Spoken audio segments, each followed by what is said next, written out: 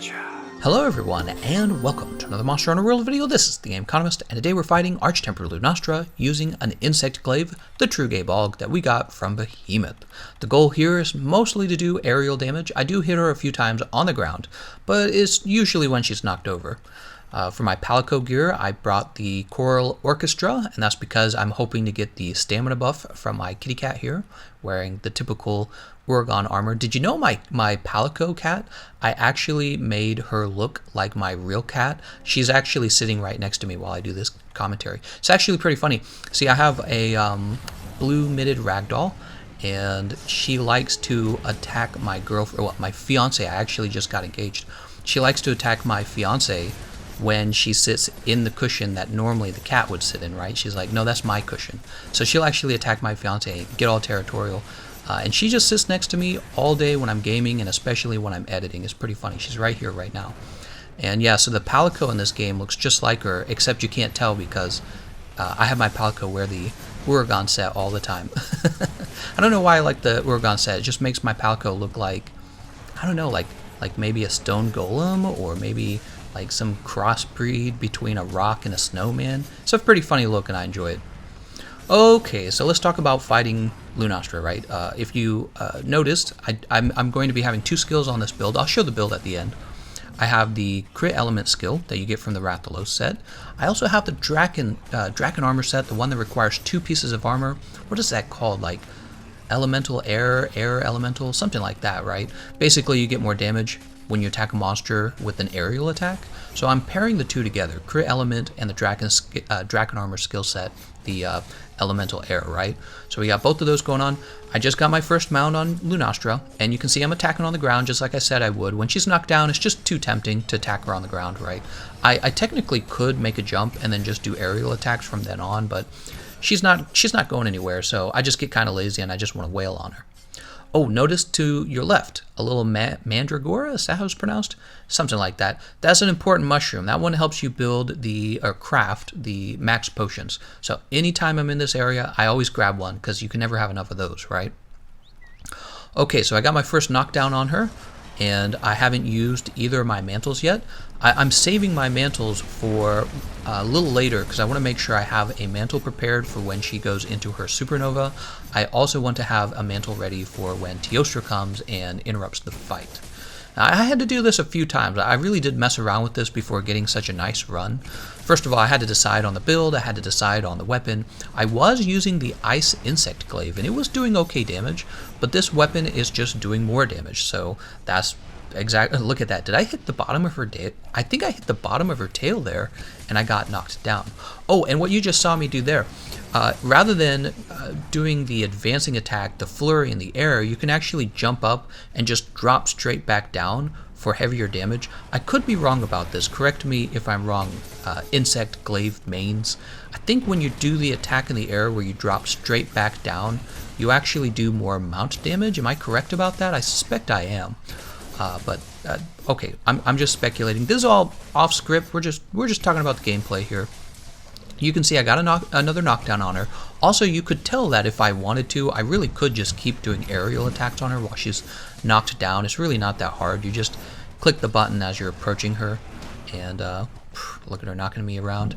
I'm getting to the point in the fight that I'm going to put on the mantle probably. Let's see if I do it. Yep, temporal mantle. Because I'm suspecting she's going to get the... Oof. You can always tell she's going to use that move, that big fireball, because she leans back first. But yeah, I'm getting ready for her to use her first supernova. So, okay, so also you just noticed there's my second mount, and I didn't want to go through with it because my mantle is active, and when your mantle is active, you actually want to get the most out of it. You're not going to get the best DPS out of a mount. So yeah, I just want to make sure I'm getting the best damage out of my mantle, including resharpening.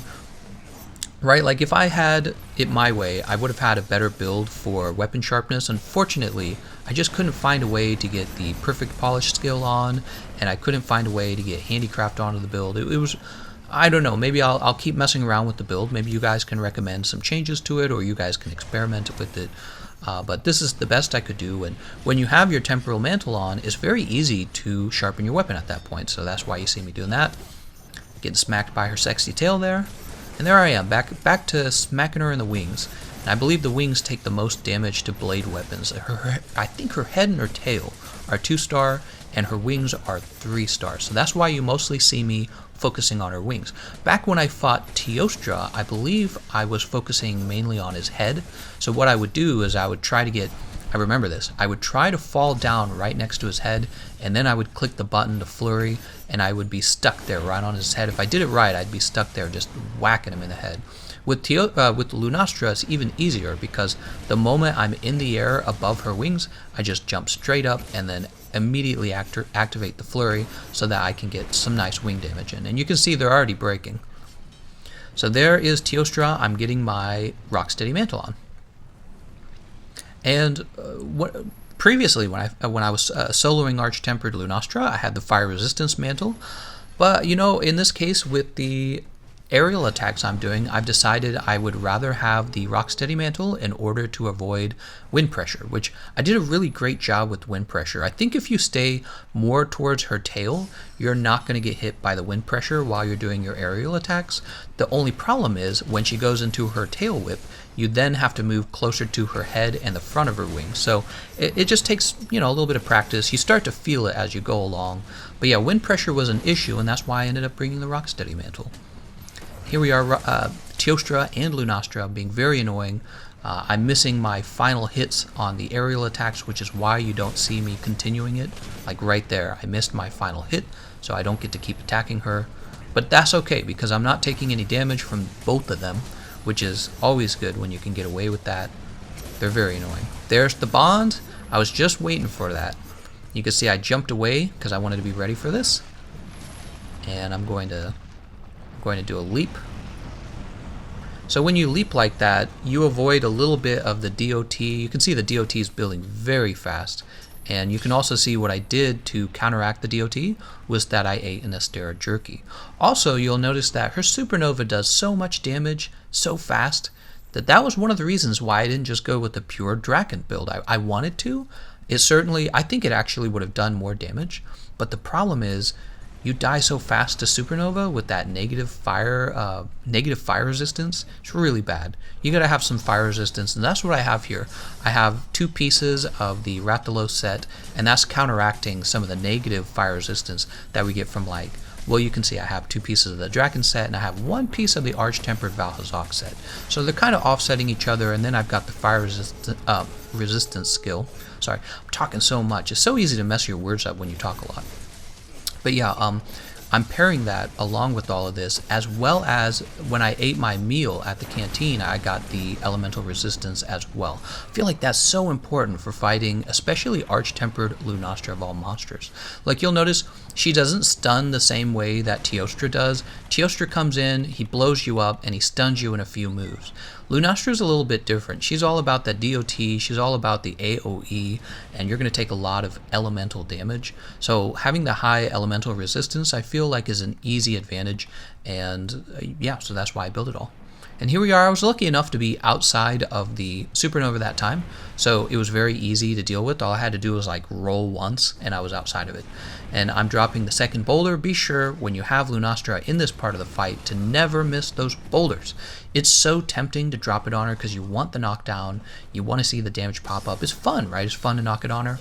But if you don't take your time and drop it at the right time, you're going to lose all of that. I see it happen all the time with randoms. You guys really just be patient and make sure she's under it. Wait for her to go into a move, you know. She's attacking. You can really drop the boulder on her. You don't want to miss out on that damage. Here we are, just like at the beginning of the video. It's the same attacks, just flurry after flurry into her wings. You can see they're both broken now.